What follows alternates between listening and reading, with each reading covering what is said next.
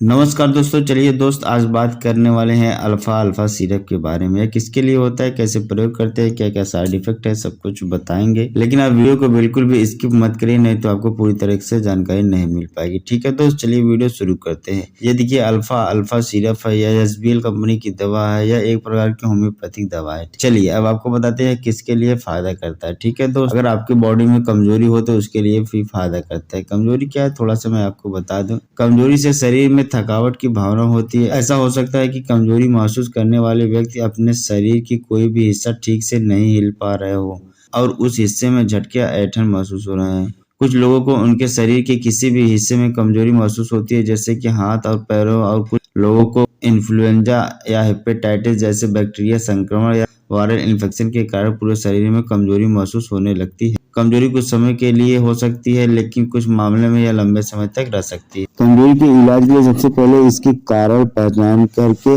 उसका उपचार किया जाना चाहिए। हालांकि अगर इसके किसी कारण का पता नहीं चला या किसी उपचार से कमजोरी को कोई प्रभाव नहीं पड़ा तो इसे तुरंत डॉक्टर को दिखाना चाहिए। ठीक है दोस्त, चलिए बात कर लेते हैं और किसके लिए फायदा करता है अल्फा अल्फा सिरप। देखिए अगर आपको भूख न लगता है उसके लिए भी अल्फा अल्फा सिरप बहुत अच्छा फायदा करता है। भूख न लगना यानी कि जब आपकी खाने की इच्छा कम होने लगी तो इस स्थिति में भूख न लगना कहा जाता है। इसके अलावा इस स्थिति को खराब भूख या भूख की कमी या फिर कम भूख महसूस होना आदि कई नामों से जाना जा सकता है। इसका मतलब होता है कि आप भोजन की इच्छा या भूख उतनी नहीं लगती जितना आपको लगनी चाहिए। कब्ज, पेट या वायरस, भोजन संबंधी विकार, कुछ प्रकार के रोग, गलत या अलग अलग समय पर भोजन करना और यहाँ तक कि कैंसर भी भूख में कमी हो सकती है। भूख कम लगने की स्थिति में लक्षण भोजन की इच्छा न होना, अचानक से वजन घटना और भूख महसूस न होना आदि होते हैं। भोजन करने के विचार से आपका जी मिचलाने लग सकता है और आपको ऐसा लगेगा कि खाना खाने के बाद उल्टी हो जाएगी। अब आपको बता दें इसका प्रयोग कैसे करते हैं। ठीक है, तो इसको देखिए, अगर छोटे बच्चे हैं तो इसको 5 ml सुबह शाम खाना खाने से पहले दिया जाता है। अगर एडल्ट है तो